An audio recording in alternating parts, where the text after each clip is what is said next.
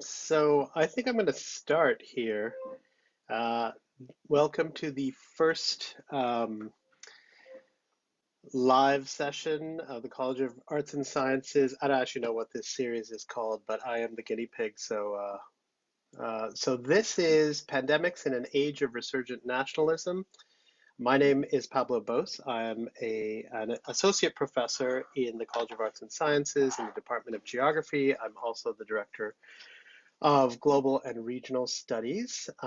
So welcome to those of you who are tuning in here. I'm going to try and keep my comments relatively brief. I was trying to figure out if I could screencast some images, and I couldn't figure out how to do it from what I can see for Facebook Live.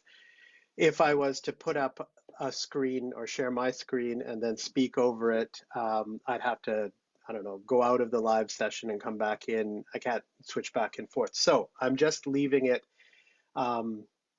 with me talking. I'll make a few comments. I actually put up the few images and slides that I had from PowerPoint on the UVM live stream site or streaming site. And I posted that video, it's just a minute long, into the event. I actually don't know what it's called, whatever the Facebook page for this event is. I don't know how interactive I can make this, but I'd like it to be. I see that Jess Hyman has joined. Hi, Jess.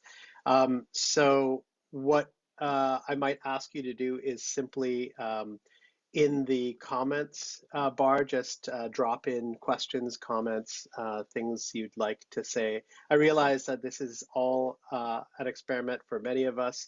I've transitioned to, hi Jess, I've transitioned to remote teaching, and my main things, I can't blur the backgrounds here. I tried to make sure there wasn't anything too embarrassing in the background. I see there's some stuffed animals and things like that, but otherwise we're all, or many of us are working from home. So as I said, I'm going to try and keep this relatively brief.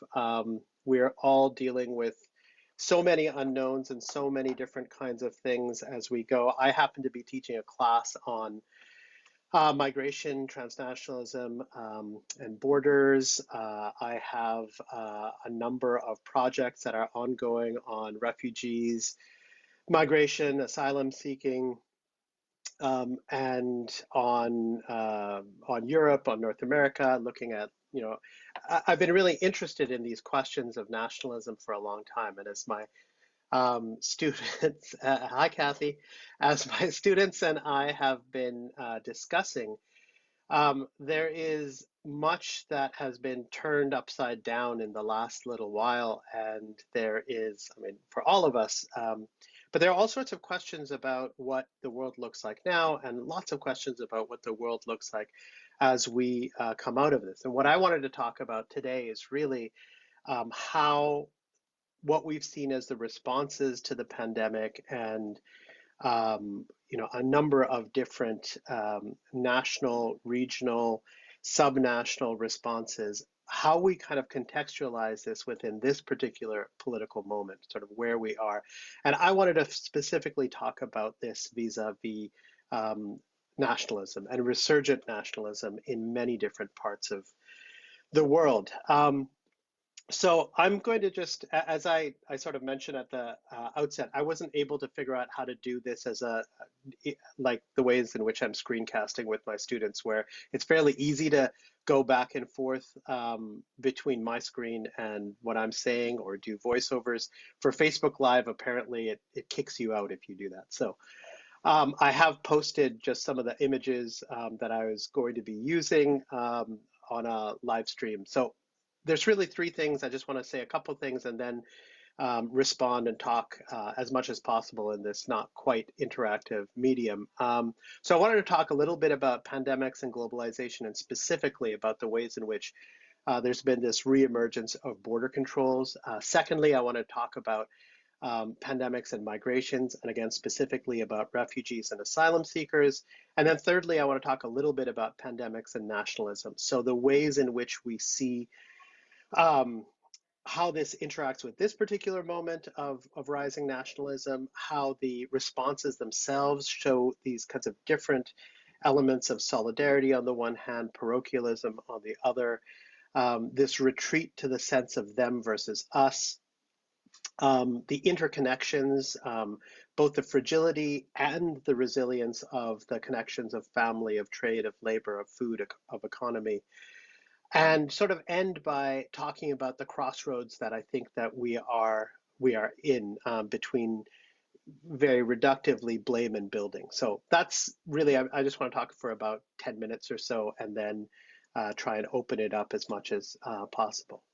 So again, just to talk about this particular political moment, we're in one in which nationalism has made this kind of more explicit comeback. I mean, I don't think nationalism ever went away, but you know, from the 1990s and the sort of the fall of the Soviet Union, the end of so-called end of history, you had a lot of this kind of triumphal language about a borderless world, about no borders, no problems, that, there was going to be this free flow of goods, of people, of ideas, of capital, of labor, all of these kinds of things.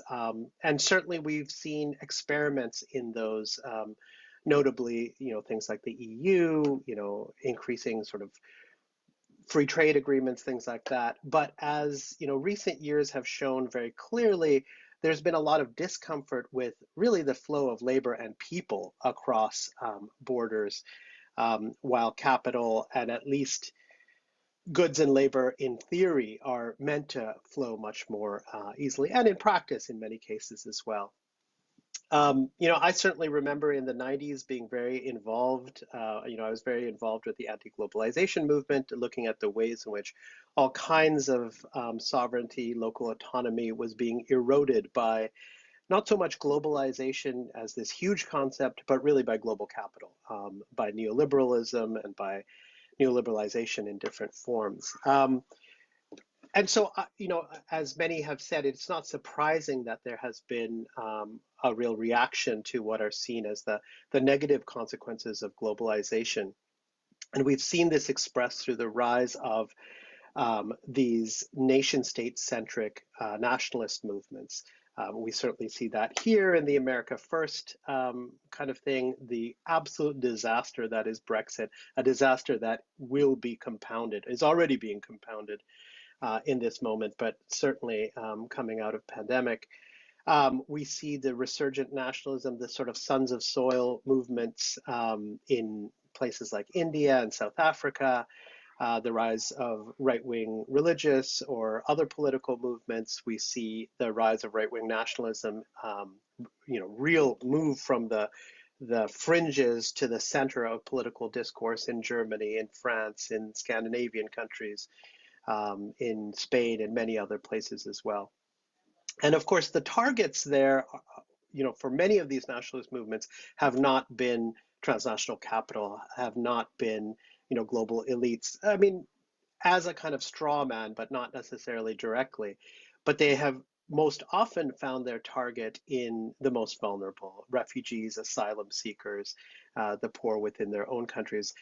Again, this sort of jingoistic discourse about how they, construed in generally racialized, gendered, classed ways, they are taking from, quote, us. And I want to talk about that in the context of the pandemic, because I think it shows really clearly how problematic and limited these kinds of national imaginings are and can be.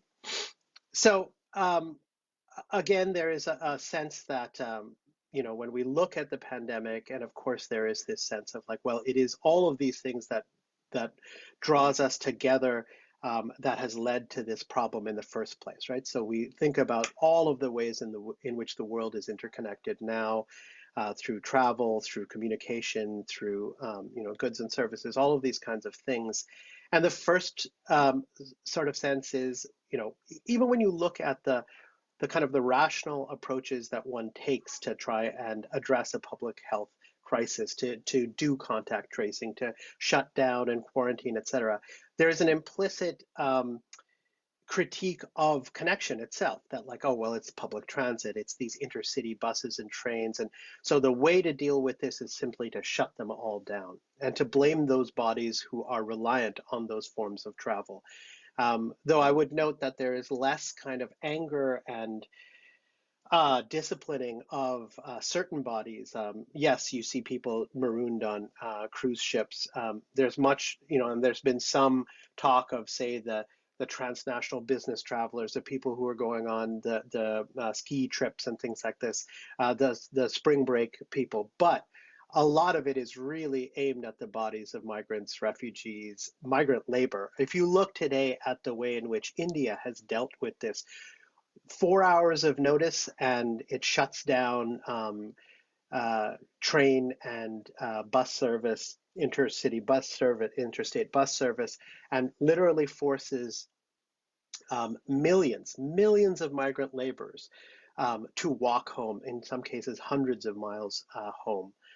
And so there you see this kind of the sense of it's not just the mobility of everyone that is problematic. That is certainly talked about, but it's really the mobility of certain bodies that are seen as problematic.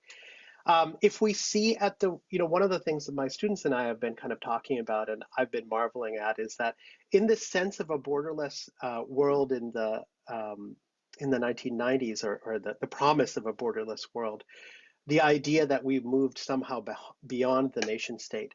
The COVID-19 pandemic has wrought certain kinds of changes that even Brexit hasn't to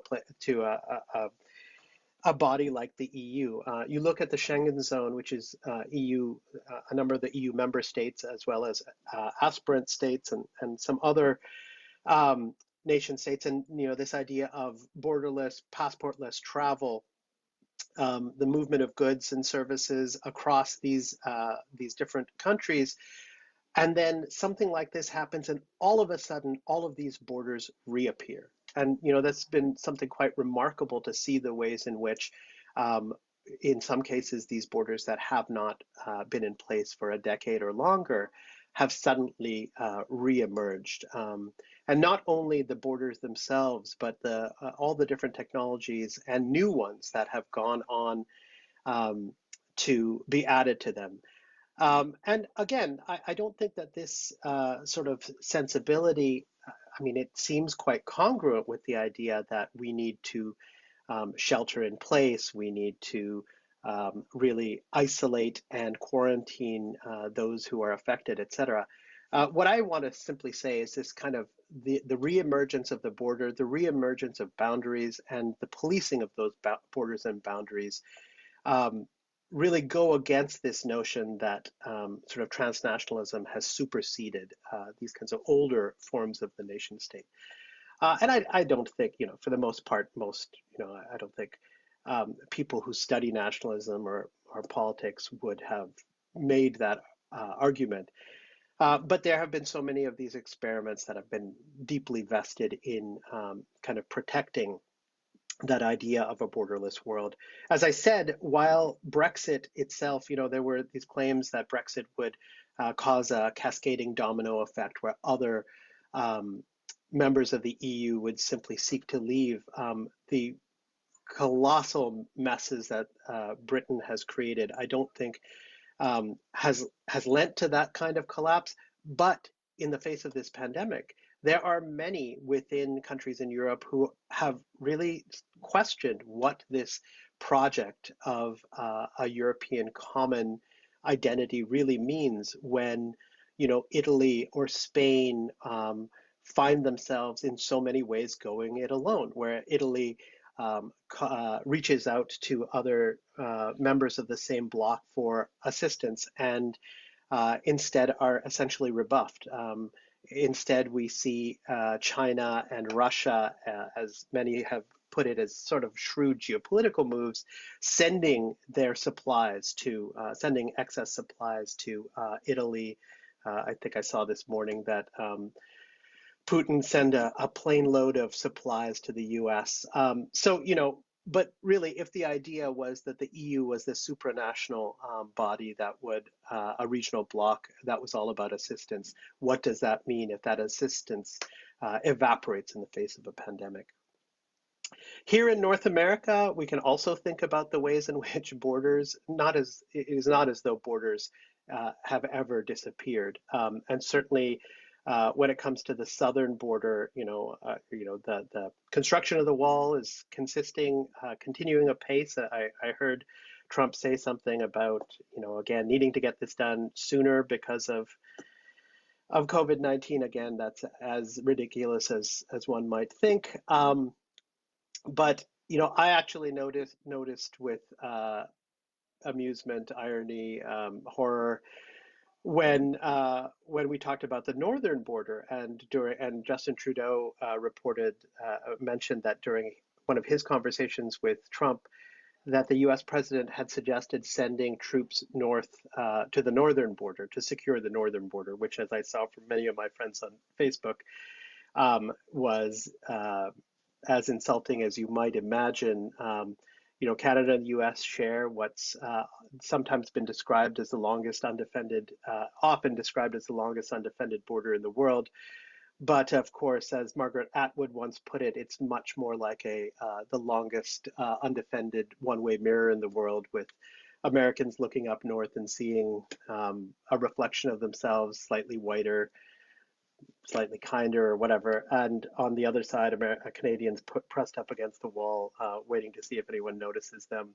So this idea of now militarizing this border, I'm not sure why there would be a sense from Trump that Canadians would want to come down to the U.S.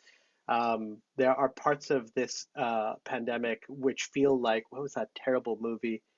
The Day After Tomorrow is the climate change movie where people were fleeing from the U.S. and Canada down to Mexico. We have seen on our southern border, these kinds of crises. The old saying, "Don't waste a good crisis." These are ways of implementing other things that are already in the works. Refugee resettlement already hugely cut down. Boom, we're going to stop all. And this is not just from the perspective of the U.S., but international flights have been stopped as well. The repatriation of Central Americans to places like Guatemala, Guatemala stopping that, this question of like what happens to the migrants who are stuck in Mexico. I know that my colleague Caroline Beer will be talking about this later. So the impacts, as I said, of these kinds of reimposed border controls, visa programs, the shutting down of travel in all sorts of ways, has multiple effects on one of the populations that I work with and study a great deal, which is refugees and asylum seekers. So on the one hand, you have the issue of resettlement being stopped in this particular moment. But refugees and migrants, as I had said, the resurgent nationalism has, in so many parts of the world, has really focused on the body of the migrant. And so xenophobia has been at the core of a lot of these issues.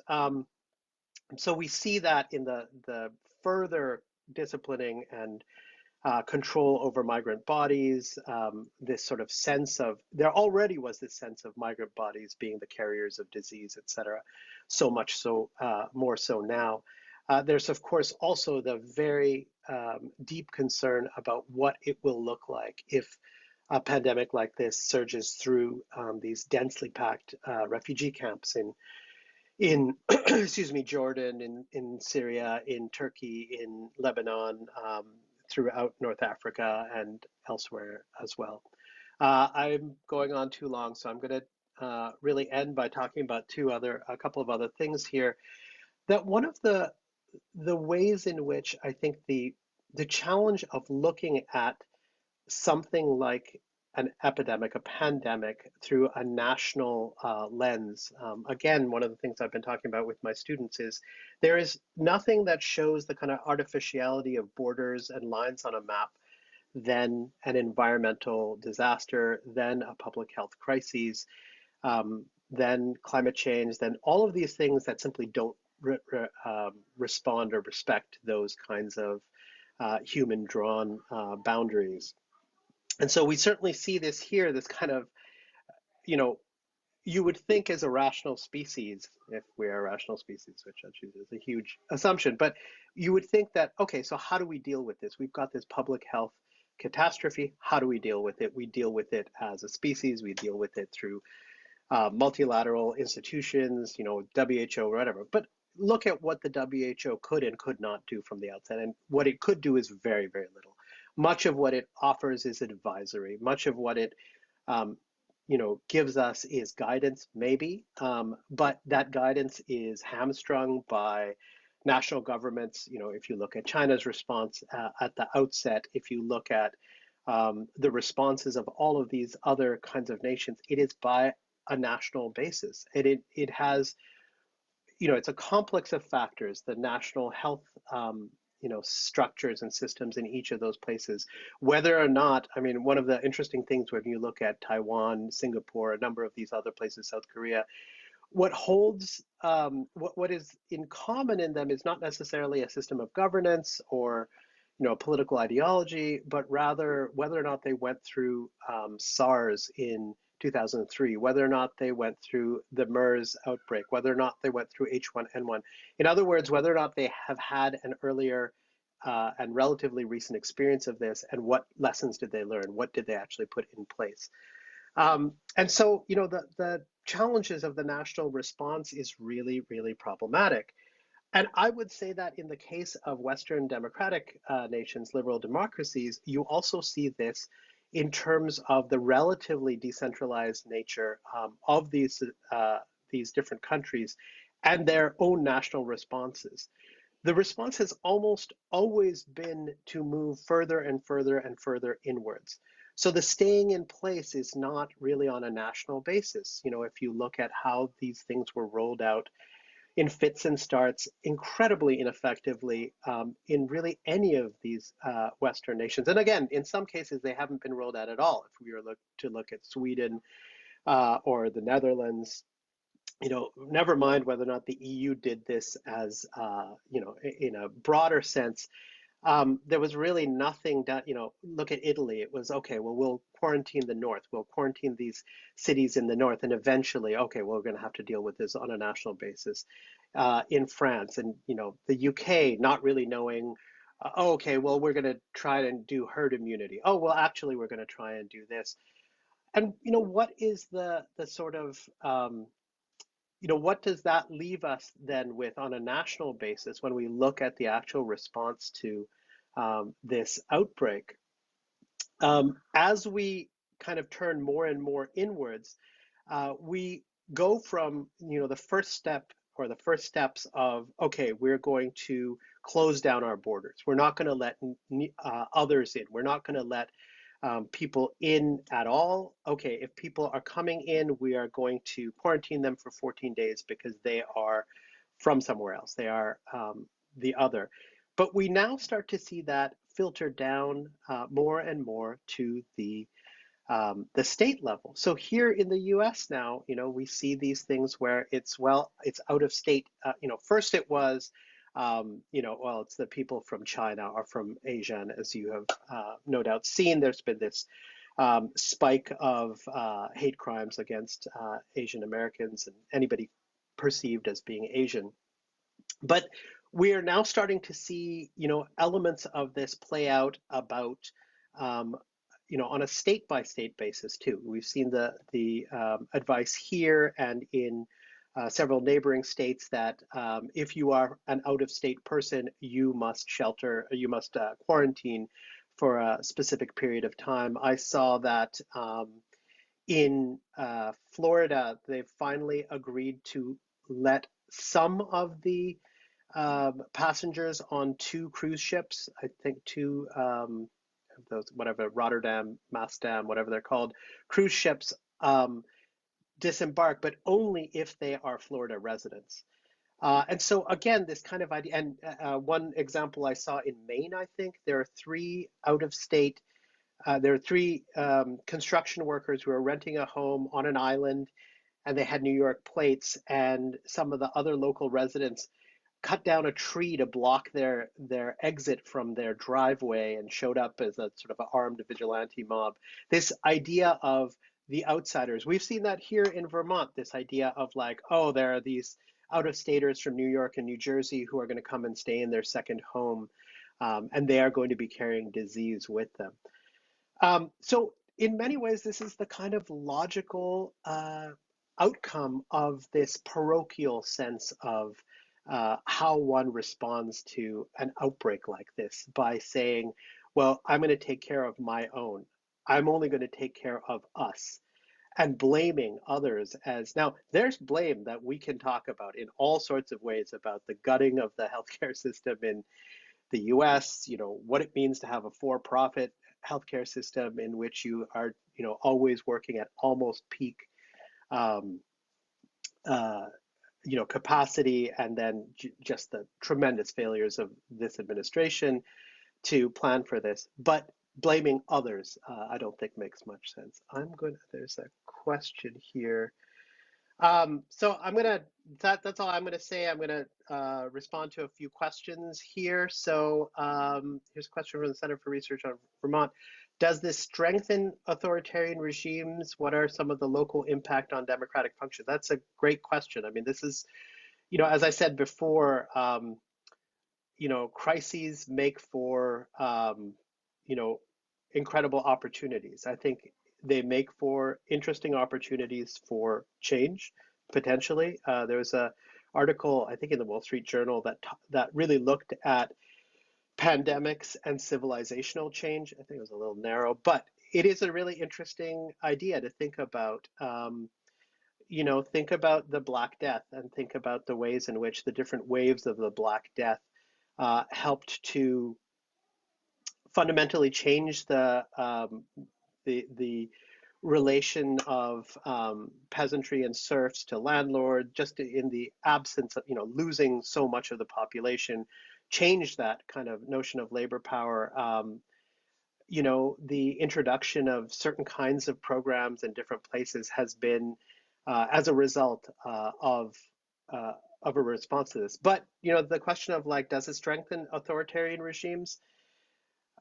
Certainly, when you put in place certain kinds of measures as emergency measures, they are often very difficult to get rid of. Think about some of the different powers that emerged post 9/11, even here in the US. Putting those things in place, they become very attractive and convenient for, even if you're not talking about a totalitarian or authoritarian regime, they can become very attractive. It's interesting if you look at the range of different responses. You have much more draconian measures in more what some would say more totalitarian regimes, such as Singapore. In China, the lockdown was pretty absolute in Wuhan. If you ever saw some of the images from the city, it was some kind of, we keep talking about dystopia. It's not really like that, where we're all literally locked in our homes and there's a big loudspeaker out in our neighborhood telling us whether or not we can even go out. But India is one where there's a lot, India, which is a, theoretically much more open democratic society than China, they have simply shut everything down and enforced that through, the police and military are enforcing it as though it is an immediate and ongoing curfew, and have acted in ways that have, quite frankly, I think shocked a lot of people, not because the Hindu right government of Modi, how they've always had kind of fascist tendencies, but they're spraying down migrants with disinfectant and all sorts of crazy stuff. Um, so big questions about what this happens in more democratic societies. South Korea, on the plus side, is one that has managed this much better, but they managed it because of a much more integrated healthcare system, and because again they had a more rational response after going through SARS. They If you actually looked at the curve in South Korea, it's really interesting because they tracked the first 30 people. And so the line is really steady. And then one person who is called a super spreader infected like 3,000 people who's at one of those big religious gatherings. And so it just jumps like this. But they managed to flatten again without resorting to the same kinds of draconian measures. And how did they do it? They did it by using science properly. They tested tons of people. They tested tons of people, and then they were able to target their responses, as opposed to what we did, which is testing way, way later. Um, Sophia asked, there seems to be a lot of discussion about whether or not the federal government is legally able to mandate any sort of national shutdown or quarantine. Oh, well, I mean, part of this issue of like whether or not the federal government can actually, so I'll say a couple of things. So whether or not the federal government is able to mandate the kind of nationwide shutdown, the nationwide kind of restrictions on mobility itself, um, I will leave to colleagues from political science who know the actual legality of that. From what I understand, through presidential action, there have been restrictions on movement in the past. I certainly I look at, for example, at the way in which internment worked in World War II, where it was actually foreign nationals, not just Japanese, but certainly targeted at Japanese, Italians, and some Germans. There were restrictions in mobility and where it was that you could go. So there are all sorts of powers and that was extended for the entirety of the country. Um, I think that the bigger, short-term kinds of things that the federal government can and should do, it really hasn't. And it hasn't, it's a testament to how slapdash and incompetent this administration is. From what I have read, there's basically these two different wings of or sort of offices to coordinate the response. One is headed up by Mike Pence, and it's most of the federal agencies, the public sector agencies. The other, there's this sort of shadow group led by Jared Kushner, God help us, and that is itself, trying to bring other kinds of things online. But we have known about this for a while. So there should have been a marshaling of resources much, much faster. Um, we're already racing through the existing supply of many, many materials. I mean, the federal backup reserves are really, really low down. Instead of kind of looking across and saying, okay, how do we coordinate this response? Okay, so Washington State is the initial outbreak. Let's focus a response there. Okay, we have this other outbreak in New York City. Let's focus in these kinds of ways. Instead, it's sort of like, you can't deal with these sorts of things by playing whack-a-mole. You cannot deal with a public health crisis in this way. I mean, interestingly, some of the states themselves that took this the most seriously, Ohio is a really interesting example with a Republican governor who said before the sports leagues, and that was interesting that the private sector took such a lead there. Um, it doesn't help when for 6 weeks you downplay it, whether the president or right-wing media or conservative media, are downplaying and saying like, oh no, it's just the flu. Oh, all these people who don't really understand math, stats, or data visualization, making all kinds of assumptions and whatnot. So I think that that's a really challenging sort of thing to think through. What happens as the states that continue to not take this seriously when this becomes worse for them? I mean, here in the Northeast, the outlier in many ways is Massachusetts, which I don't believe still has a stay-at-home order. The other Northeast states do, and you see a friend of mine actually plotted this out. I'll post that on this site as well, looking at the trajectory after the 25th case. And that's a really, really interesting way of thinking about how have you responded. And he looks at it in the case of a number of nation states, but then within the US, he looks at it on the basis of each state. Um, yeah, so I don't know. I have seen, one of the other things to go back to that question about democratic functions and the local impacts, there are all sorts of questions about what this means um, for governance itself. In Vermont, for example, the legislature has been, I think, meeting remotely. There's been these interesting moments in which a legislator, and this also happened at the national level, calls for an in-person vote. Sort of. So there's some really interesting questions about how will this progress and how will this open up. Other questions or comments people have? I mean, this is a little different from the classes that I've been doing just because I've had more people obviously chiming in with different things. Can't actually, how do I see who's actually here? I can't, can I?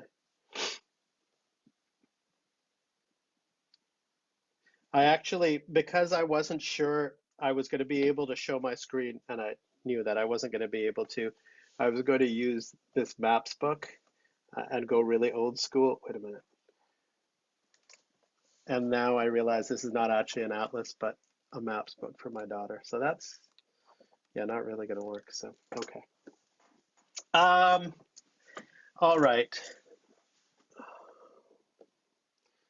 Let's see.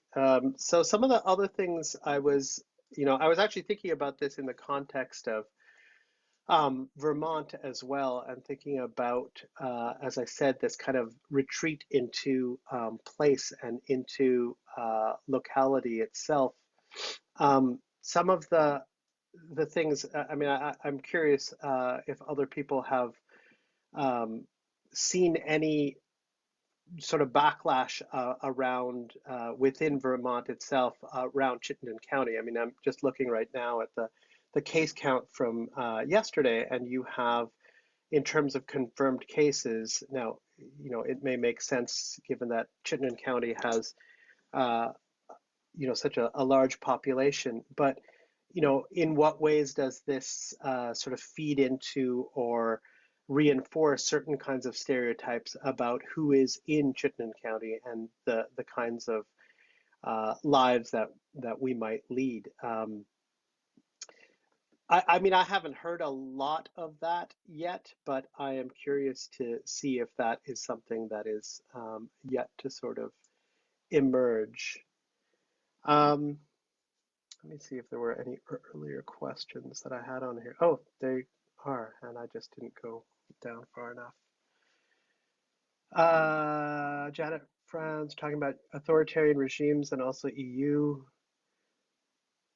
Oh, that's really interesting. Yeah. So Janet says talking about authoritarian regimes, and now, Viktor Orban again is another one that I don't imagine needs much prodding to enact more, uh, you know, restrictive legislation. And so this question of uh, the emergency powers without end is a really, really big one. Now, in places like Hungary, where you have seen a slow erosion of a number of democratic institutions, and especially the independent democratic institutions, so Orban has really not only have has electoral success meant that he's had, sort of stacked not only parliaments but also, excuse me, at the municipal and state level, provincial level has had a lot of support. But attacks on the judiciary has meant that a lot of that kind of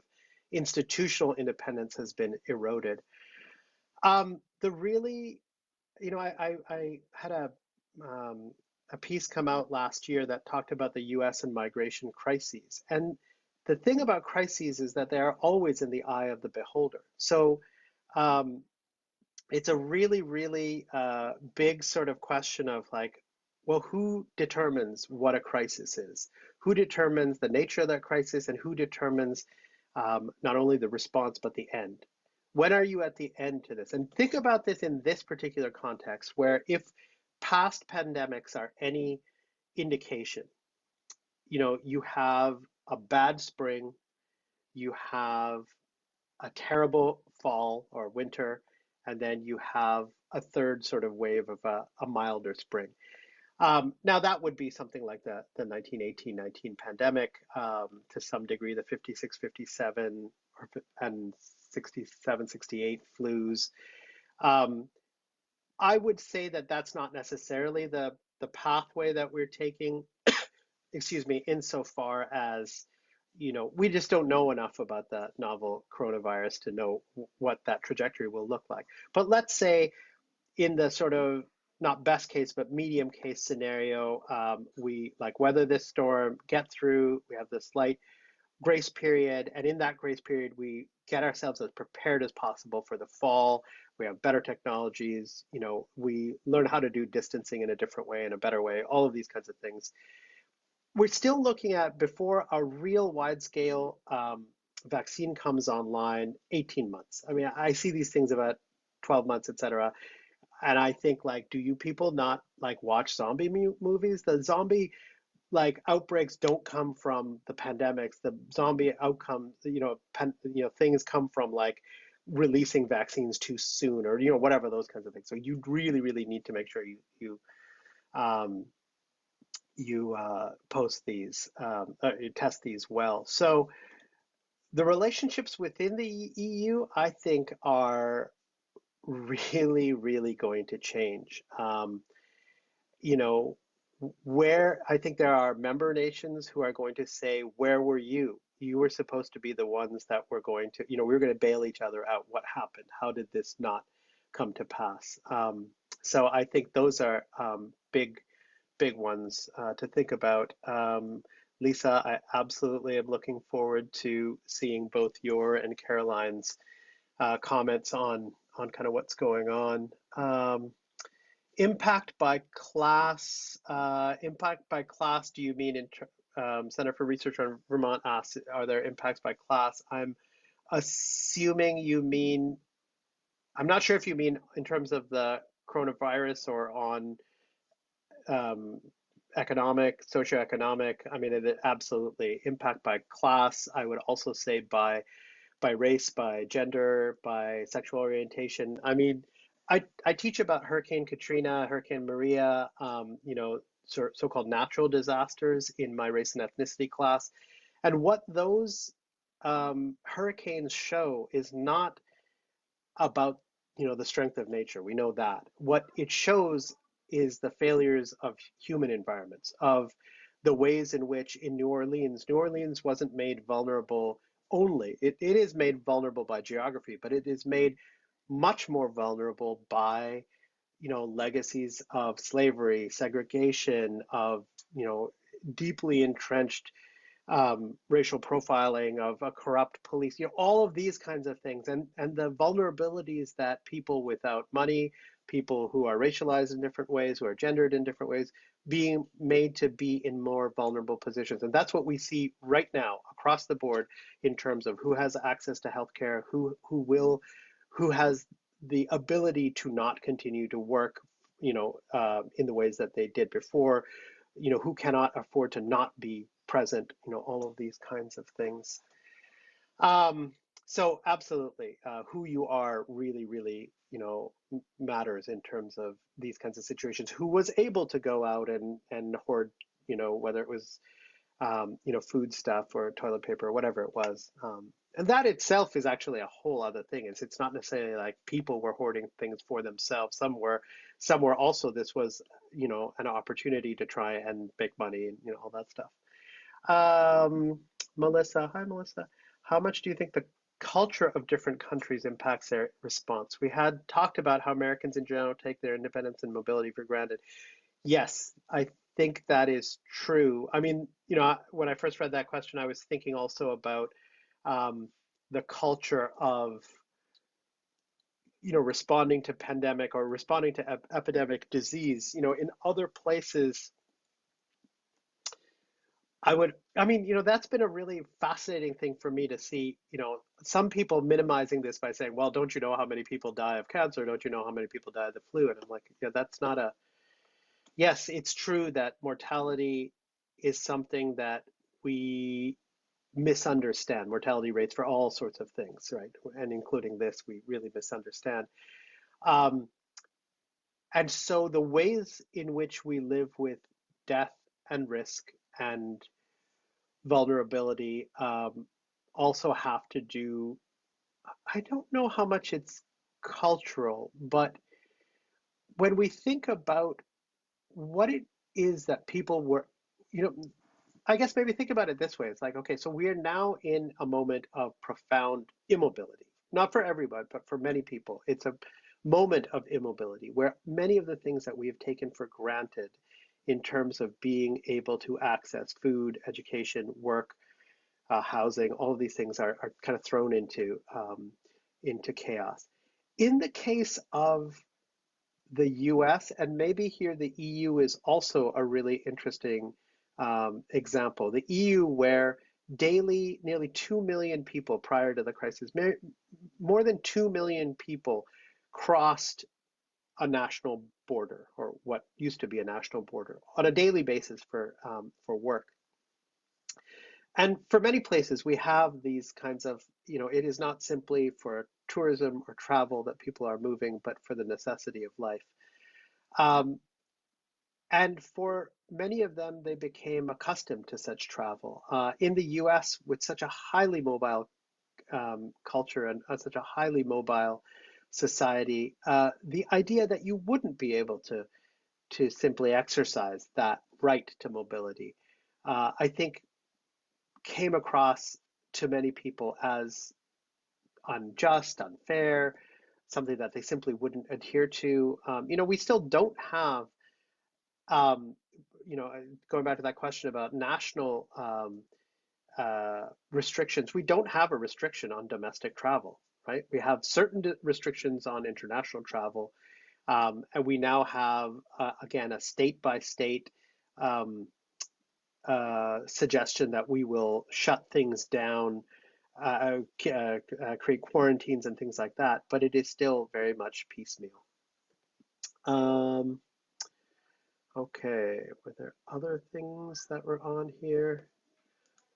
I'm just going to note the time here. It's 12:47, and I think I have 2 hours of advising meetings with students coming up after this. So maybe if there are a couple of other comments or questions that people have, um, I will then wrap it up in about 5 minutes.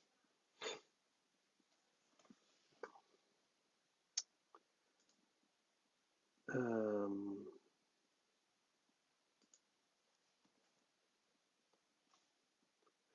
any I missed here? I know Kathy was on here earlier. One of the things that I actually wanted to ask her, one of the interesting responses by different nations has been to prison populations. I mean, when we think about populations that are kept in close quarters without without a lot of distancing and also necessarily access to hygiene, um, the prison populations in certain countries, in Iran and I think Iran, I'm trying to remember where else there was a pretty mass release of low level, low violence, sort of nonviolent offenders. And I believe New Jersey maybe was contemplating doing that. I don't know if they actually did, but this is another really interesting aspect of national responses.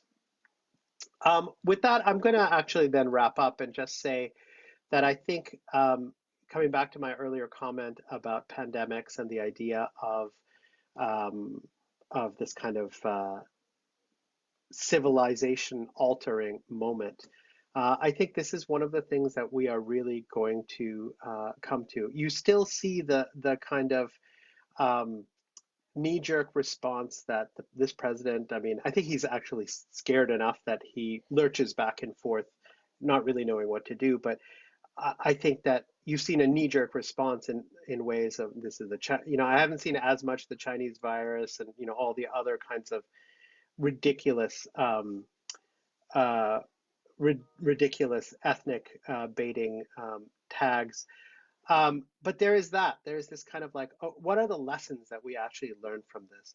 And one of the lessons that I think maps onto that resurgent nationalism is to say this is because of globalization that we have this. If we weren't traveling so much, if we weren't so interconnected, these kinds of things wouldn't happen. And that is, of course, kind of a ridiculous way of thinking about things that, the old isolationism that was so predominant, certainly in America, but in other places as well, that sort of sense that, well, if only we can just keep to the good people, the chosen people, us, we are the ones who will do things properly, who will be able to do them. Um, you know, we are the pure ones, we're the healthy ones, etc. That if we try and retreat to that kind of parochialism, it hasn't worked before, it's not going to work again. Border walls are a great symbol of this. Border walls have never, ever, ever worked, and I don't know why they would work now, and they're certainly not going to keep a pandemic out. I think, and I hope that what this pushes us to is towards more different and better forms of solidarity, building more robust international labor movements and environmental alliances. And, you know, um, I mean, it's remarkable to hear, acolytes of Thatcherism um, say that actually their mentor was wrong, and there is such a thing as society. That we've seen countries that had, again, taken a very market-driven approach to healthcare, nationalizing their healthcare systems because it shows the utter, futility and stupidity of having healthcare in this pay-for-profit, in this profit-based system. So that is what I would hope, and that is something that it's been really interesting for me. I just want to make a quick plug for. I hope to do something with 7 of my students who had been studying abroad in um, Italy, France, Germany, Spain, the UK, South Korea, I think, um, and Argentina, and kind of talk about their different impressions of being in these different places and seeing different